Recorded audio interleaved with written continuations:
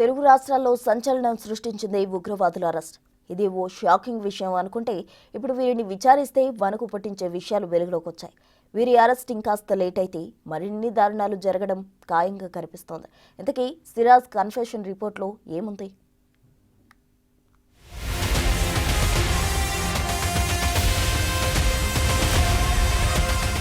Siraj confession రిపోర్టులో సంచలన విషయాలు.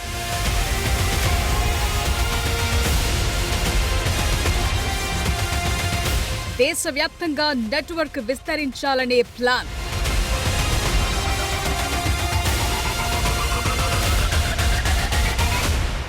Saudi, Oman నుంచి సిరాజ్కు అందిన సహకారం.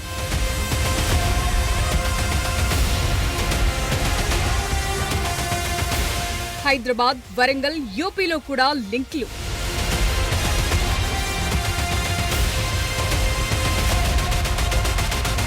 భారీగా పేలుళ్లకు కుట్ర చేసినట్టు గుర్తింపు.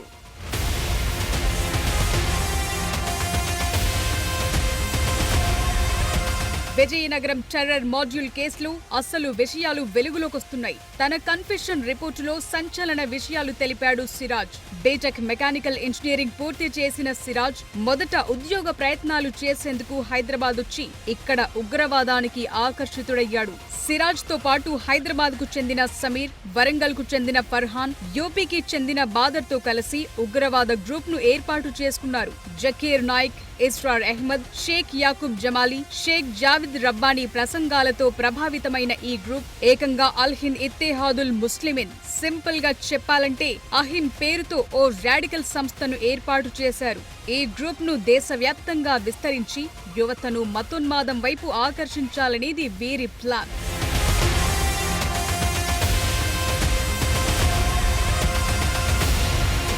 ఇదే కాన్సెప్ట్ తో ముంబైలోని మత కార్యక్రమంలో పాల్గొన్నారు సిరాజ్ అండ్ గ్రూప్.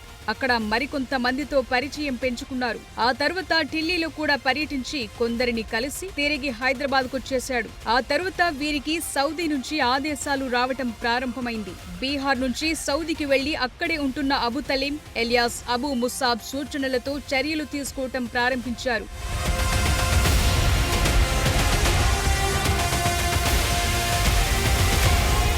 భారత్ను ఇస్లాం దేశంగా మార్చాలన్నది వీరి ప్లాన్.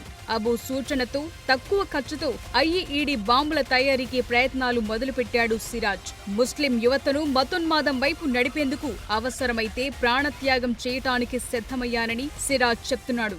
మరో హైలైట్ ఏంటంటే బాంబుల తయారీకి అవసరమైన డబ్బులు వీరికి ఒమన్ నుంచి అందాయి. ఒమన్ లో పనిచేస్తున్న హైదరాబాద్ వాసి ఇమ్రాన్ ఖాన్ ఈ డబ్బును పంపాడు. అవసరమైతే మరింత పంపుతానని తెలిపాడు.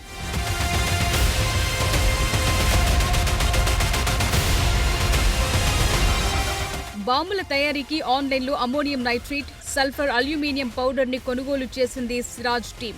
ఆన్లైన్ ప్లాట్ఫామ్ తో పాటు స్థానిక దుకాణాల్లోనూ సామాగ్రి కొనుగోలు చేశారు. దీపావళి టపాసుల మందుగుండు సామాగ్రిని కూడా కొనుగోలు చేశారు. విజయనగరంలో రద్దీ ప్రాంతాల్లో బాంబు పేల్చడానికి సిరాజ్ కుట్ర పన్నాడు. అయితే పోలీసులను చూసి పారిపోవటానికి ప్రయత్నిస్తుండగా అరెస్ట్ అయ్యాడు. అతని బైక్ హ్యాండిల్ కు ఉన్న సంచిలో నుంచి పేలుడు పదార్థాలను స్వాధీనం చేసుకున్నారు పోలీసులు.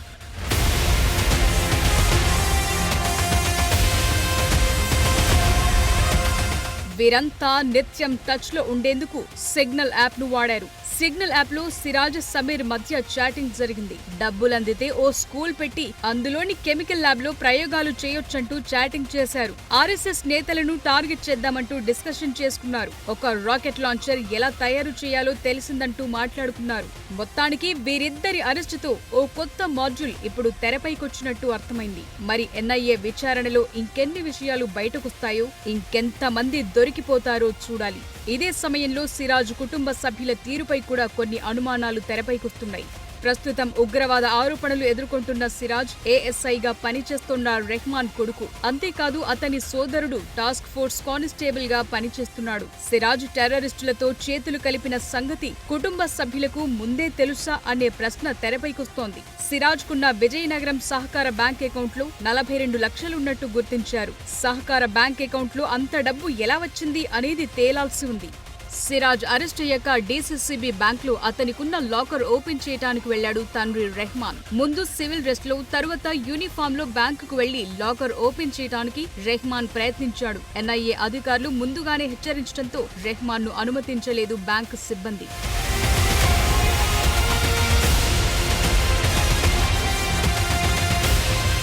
సిరాజ్ లాకర్ ను ఆయన తండ్రి ఎందుకు ఓపెన్ చేయాలనుకున్నాడు? ఇంట్లో ఇద్దరు పోలీసులుండి సిరాజ్ కదలికలను ఎందుకు కనిపెట్టలేదు? విజయనగరంలోనే బాంబు పేలుళ్ల కుట్ర పన్నినా ఎందుకు తెలుసుకోలేకపోయారు? సిరాజ్ బ్యాంక్ అకౌంట్ లోకి అన్ని లక్షల డబ్బొస్తే ఎందుకు నిలదీయలేదు? ముందుగానే విషయాన్ని ఉన్నతాధికారుల దృష్టికి ఎందుకు తీసుకెళ్లలేదు? ఇలాంటి ప్రశ్నలకు ఇప్పుడు సమాధానాలు రావాల్సి ఉంది.